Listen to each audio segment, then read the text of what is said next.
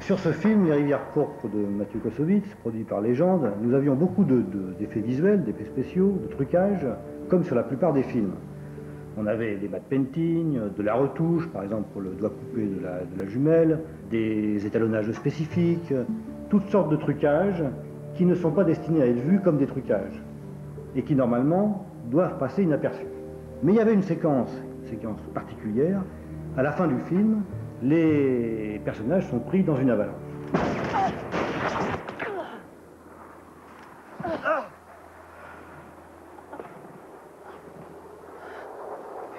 Je voulais que tu comprennes. Personne ne vit. Je sais. Max!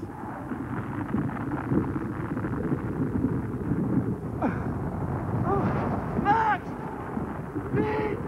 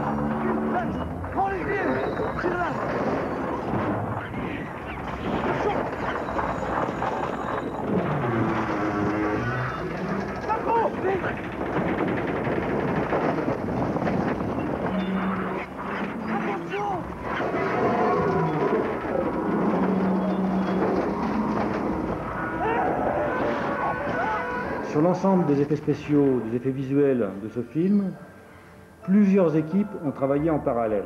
Une équipe à l'Est, une équipe chez Éclair Numérique et une équipe chez Microsimage.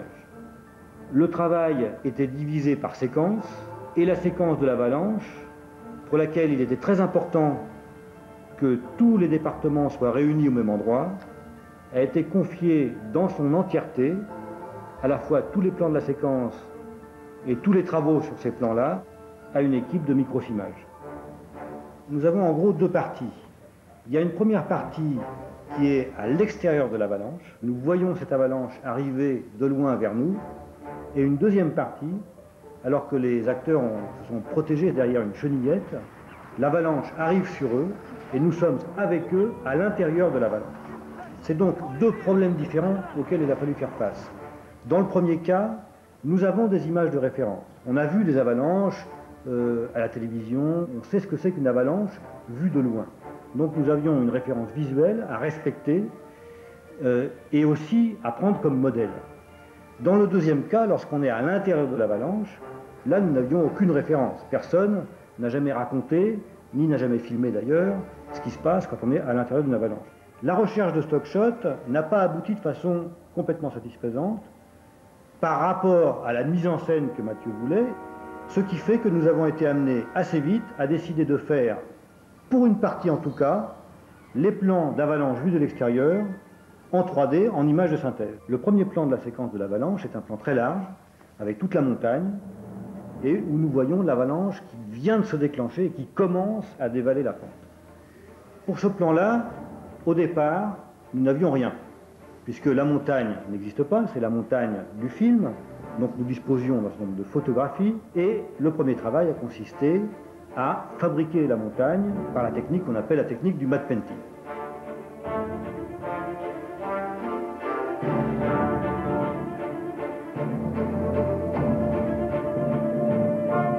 Deuxième élément, l'avalanche qui doit dévaler cette montagne. Pour ce deuxième élément, nous avons évidemment fait appel aux images de synthèse, à ce qu'on appelle la 3D. Alors les outils utilisés, on a fait ça sur Maya et on a décidé d'utiliser le système de particules du moteur de Maya avec des sprites. Pour commencer, ce qu'on a fait, c'est qu'on a modélisé donc le couloir d'avalanche. Une fois qu'on avait donc le modèle du couloir d'avalanche, donc toute la géographie et la topologie de la montagne, on a fait dégringoler des particules sur cette montagne. Sauf que très vite, on s'est rendu compte qu'elles dégringolaient un petit peu n'importe comment. Même si c'était de l'animation dynamique et tout, ça marchait, mais c'était pas l'effet qu'on voulait. Donc on a décidé de donner un rendu spécifique au front de l'avalanche. C'est-à-dire on voulait le dessiner. Donc ce qu'on a fait, c'est qu'on a dessiné des courbes, qu'on a plaquées sur le relief de la montagne, et on a animé ces courbes le long de la descente. Donc l'avalanche, elle descend des deux côtés, elle fait comme ça. Hop là. Et donc on a animé exactement de la façon dont on avait envie. Et ces courbes, on leur a demandé d'émettre des particules. Donc au fur et à mesure qu'elles descendent la pente, elles émettent des particules. Et ces particules rentraient en collision avec la pente, bien sûr, et donc restaient derrière. Ce qu'on a aussi rajouté, c'est sur ces courbes, on a rajouté des petites sphères qui elles aussi émettaient des particules et qui changeaient de taille, de façon à faire un front d'avalanche un peu perturbé, qui gonflait, qui dégonflait, et ainsi de suite. Et on a rajouté aussi une fontaine tout en haut du départ de l'avalanche, de façon à ce qu'il y ait de la neige qui tombe, et qui n'en finissent pas de tomber, qui dégringole le long de la pente aussi. Donc ça fait en gros 3 ou 4 générations de particules. Et ces particules, donc, chaque petit point de particule, à chaque particule était associé un sprite. Les sprites, en fait, c'est des petites images de nuages, des images 2D, toutes plates, qui, de par l'amoncellement de ce nombre de petites images, ça donne un volume, en fait, ça donne un volume de brouillard. Et donc il y avait certains sprites qui étaient plus lourds que d'autres qui remontaient, c'était la poussière légère, il y en a d'autres qui rebondissaient contre le sol, c'était plus les amas de neige un peu plus solides. Une avalanche, c'est vraiment un truc qui a du volume, qui prend la lumière, qui porte des ombres, c'est gazeux, c'est solide et c'est liquide, c'est les 3 choses à la fois. Le plan suivant truqué est un plan où nous voyons l'avalanche dévaler la montagne, mais beaucoup plus serrée, et nous accompagnons en panoramique cette avalanche pour arriver jusqu'aux comédiens qui sont en train de se réfugier derrière la chenillette. Pour ce plan-là, nous avons trouvé un stock shot qui plaisait à la mise en scène. Ce plan a donc été entièrement réalisé en trucage 2D sur l'Inferno par l'équipe 2D de chez Nikos.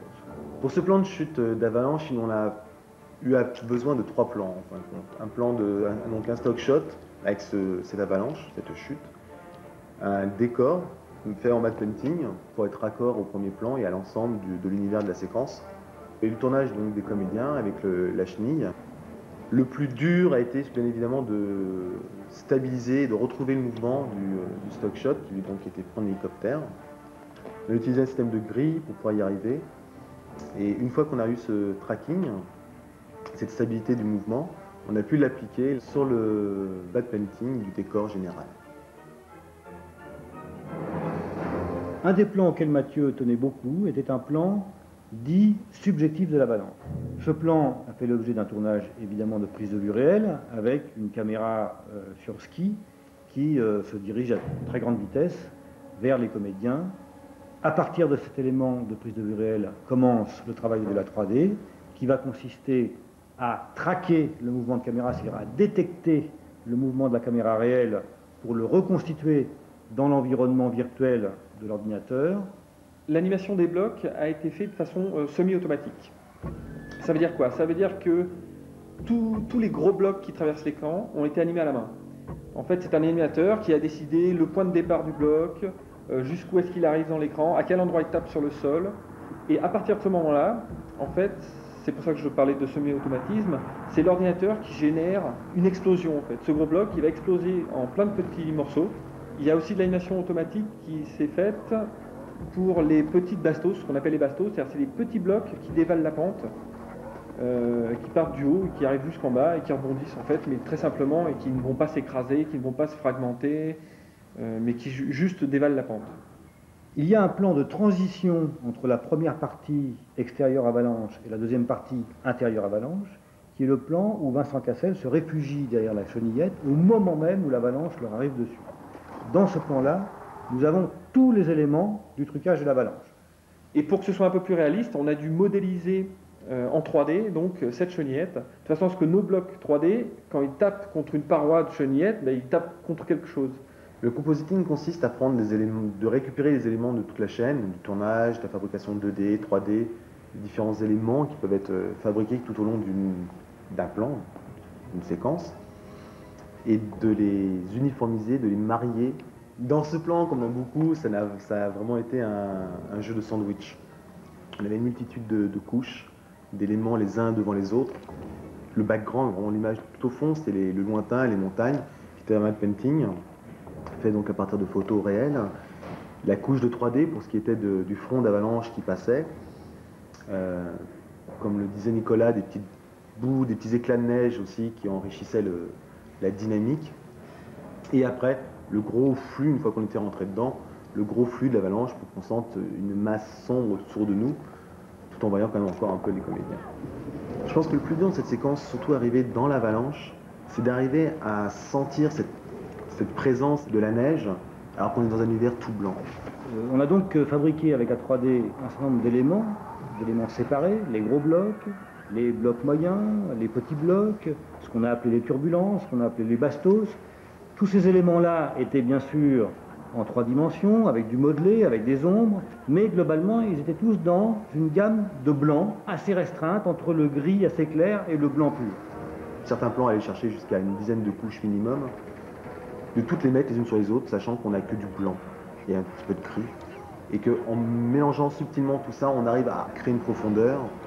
Manu s'est donc occupé de faire tout ce qui est aspect des blocs de neige, donc donner le petit côté scintillant de la neige, faire dans certains cas des petits bouts de particules qui s'effritent, de blocs qui s'effritent légèrement, calculer les ombres, calculer les interactions des blocs avec d'autres volumes, tels que les ombres portées sur d'autres objets, et ainsi de suite.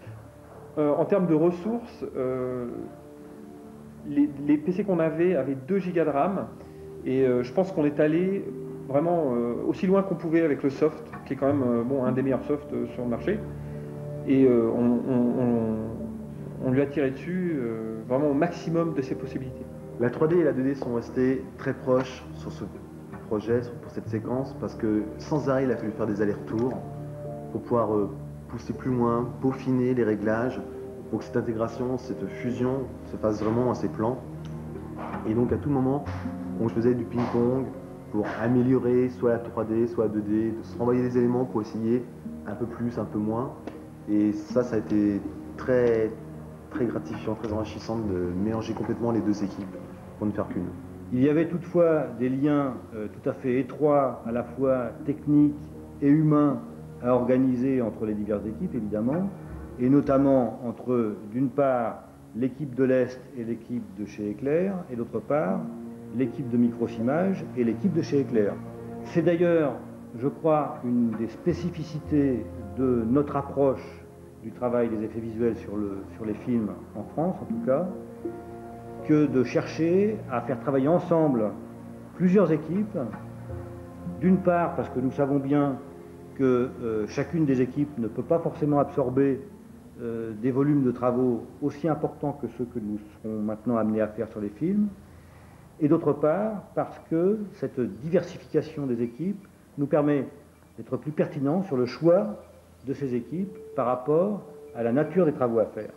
Il est évident que ça nous permet également de respecter des délais qui sont de plus en plus courts de post-production pour des travaux qui sont de plus en plus importants en effet visuel.